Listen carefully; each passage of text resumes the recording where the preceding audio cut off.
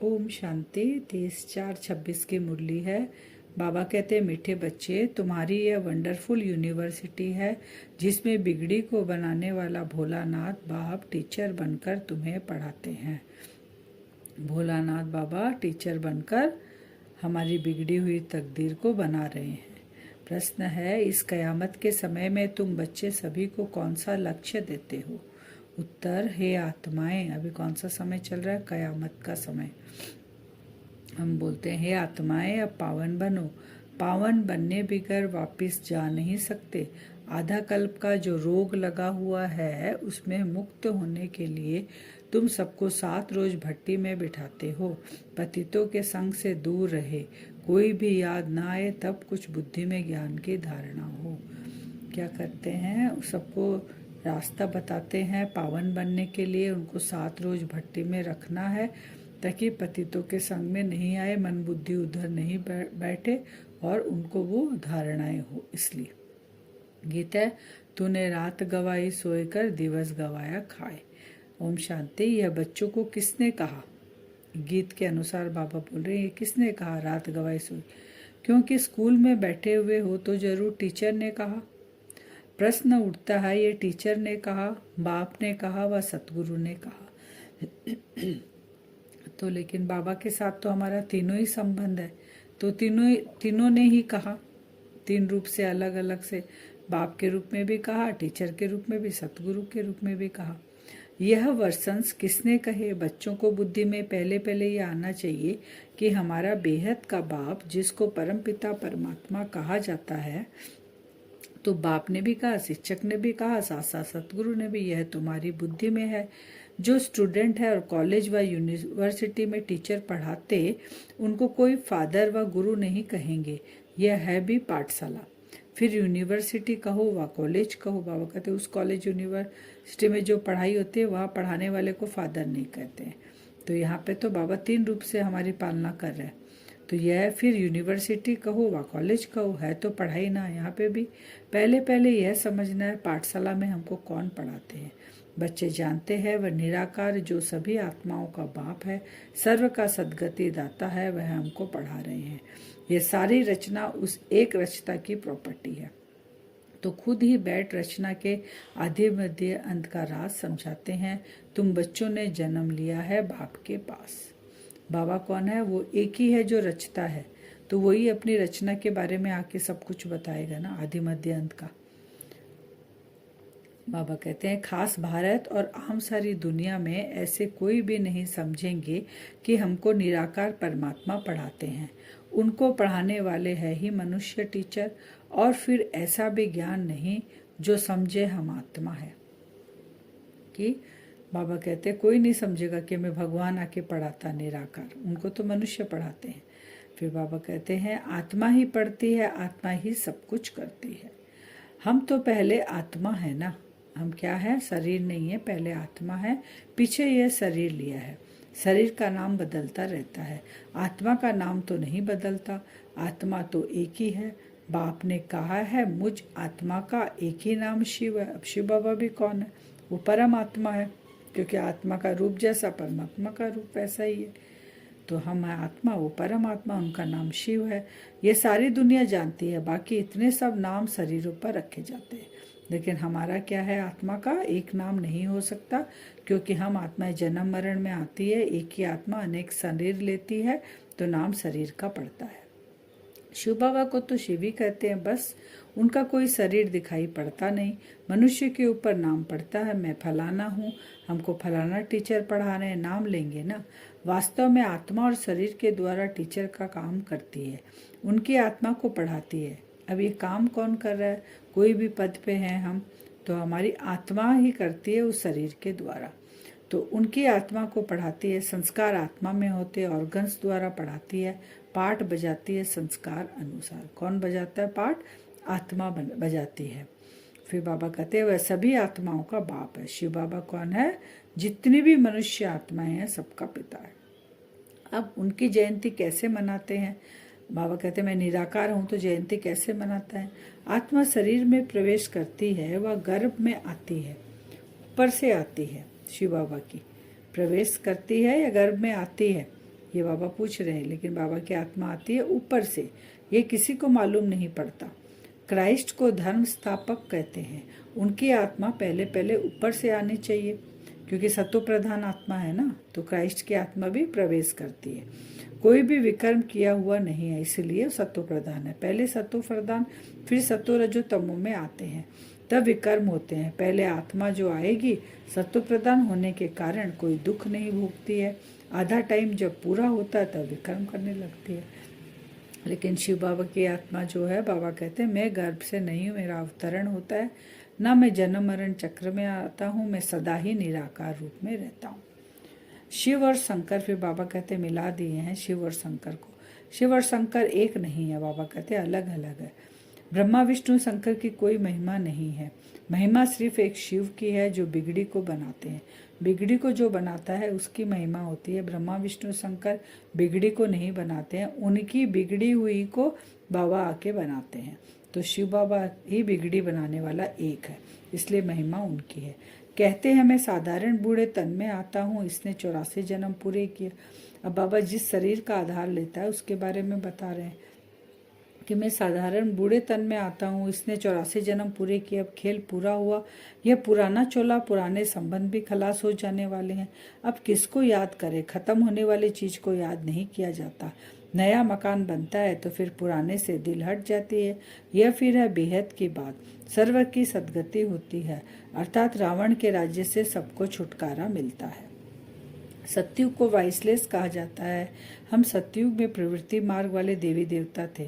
कहते हैं पवित्र होने से विकार बिगर बच्चे कैसे पैदा होंगे।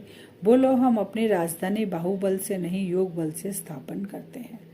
तो बाबा सतयुग के लिए कहते हैं कि वहाँ पे वाइसलेस दुनिया है, तो फिर बच्चे कैसे होंगे। तो बाबा कहते हैं बोलो उनको, हम जो राजधानी स्थापन कर रहे हैं वो योग बल से स्थापन कर रहे हैं, बाहुबल से नहीं। तो क्या योग बल से बच्चे नहीं पैदा हो सकते, जबकि है ही वाइसलेस वर्ल्ड, पवित्र गृहस्थ आश्रम, यथा राजा रानी, संपूर्ण निर्विकारी तथा प्रजा। बाबा कहते हैं अभी तो है रावण राज्य। शिव बाबा की पूजा होती है जिसने स्वर्ग स्थापन किया, और रावण जिसने नरक बनाया उसको जलाते आते हैं। द्वापर कब शुरू हुआ यह भी किसी को पता नहीं है। तो बाबा कहते हैं ये सब समझने की बातें हैं। जो सुख देते हैं उसकी पूजा होती है, जो दुख देता है उसको जलाते हैं।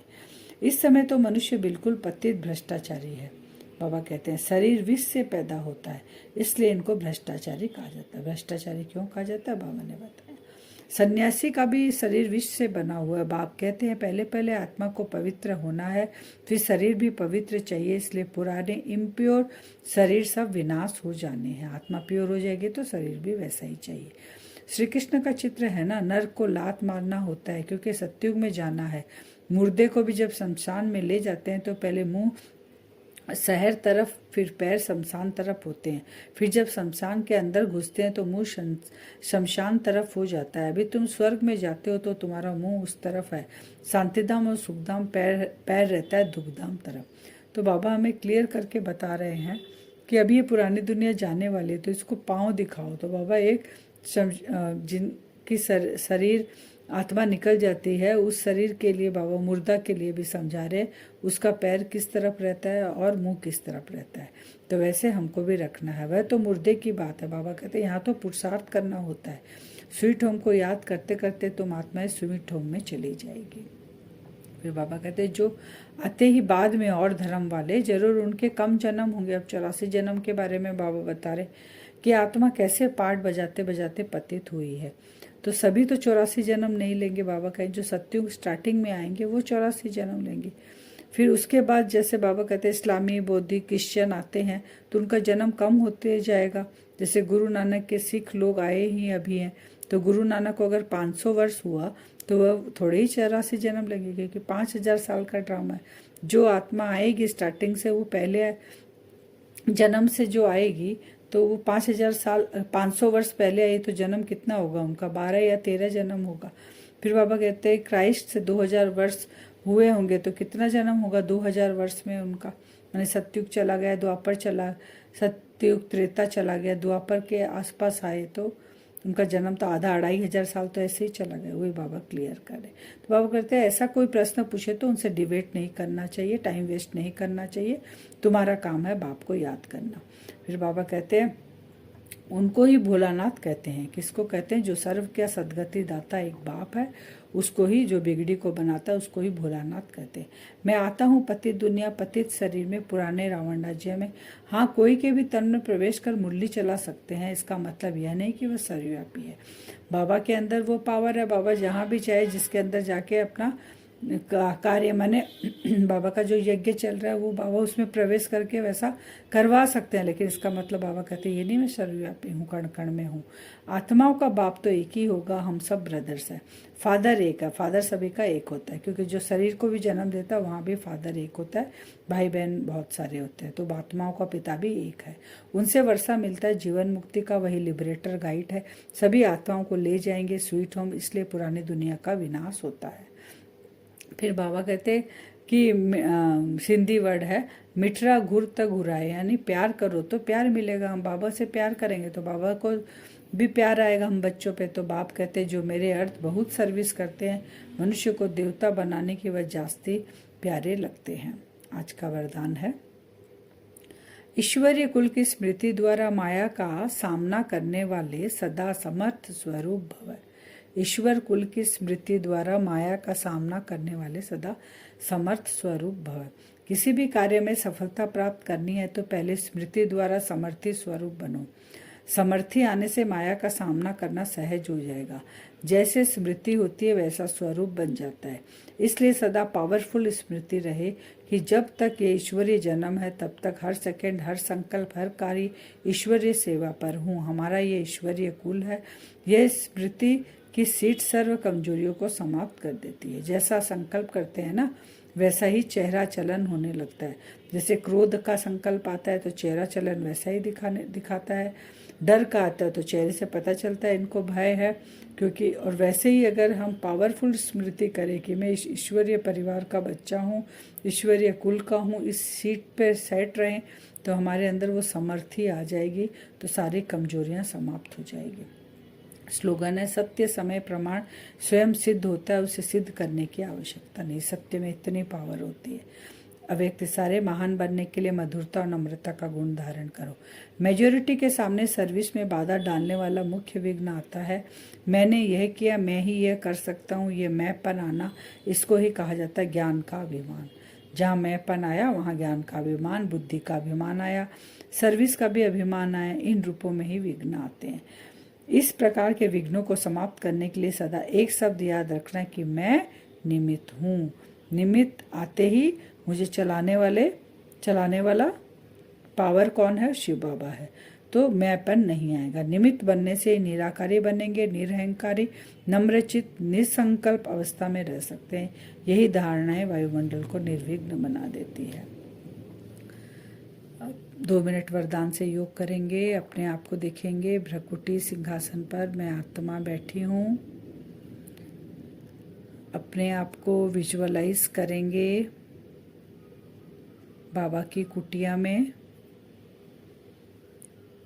4 धाम की यात्रा हम करते हैं। सबसे पहले बाबा की कुटिया में जाके बैठे हुए देखें अपने आप को। मैं आत्मा बाबा की कुटिया में बैठी हूँ। अपने इस सूक्ष्म शरीर के साथ अपना सूक्ष्म शरीर को देखेंगे। फरिश्ता स्वरूप, भ्रकुटी सिंहासन में आत्मा, बाप दादा मेरे सामने बैठे हुए हैं। बाबा को भी देखें। मुझ आत्मा के अंदर एक पावरफुल नशा चढ़ा हुआ है कि मैं कौन से कुल की आत्मा हूँ। स्वयं भगवान मेरे सामने है। मुझ आत्मा का पिता मेरे सामने है। मैं उनकी संतान, ईश्वरीय कुल की आत्मा हूँ। मन और बुद्धि को ये पावरफुल संकल्प हम देंगे। ये स्मृति मुझे सदा रहती है कि मैं ईश्वरीय कुल का बच्चा हूँ। स्वयं भगवान ने मेरा हाथ पकड़ा है। इस नशे से सारा दिन हम कार्य करेंगे। हर कार्य में हमारी विजय निश्चित है। मुझ आत्मा का हर सेकंड, हर संकल्प, हर कार्य जो भी मैं करता हूँ, ईश्वरीय अर्थ करता हूँ। बाप दादा सामने बैठे हैं। बाप दादा अपना दोनों हाथ आगे बढ़ा रहे हैं। मैं फरिश्ता भी दोनों हाथ आगे बढ़ा रहा हूँ। बाबा ने मेरा हाथ पकड़ा। पावरफुल दृष्टि और बाबा के हाथों से मुझे वो शक्तियाँ प्राप्त हो रही है। मैं सदा इस स्मृति की सीट पर सेट रहता हूँ। मैं ईश्वरीय कुल का बच्चा हूँ। मेरे सारे कार्य ईश्वरीय मर्यादा के अनुसार होते हैं।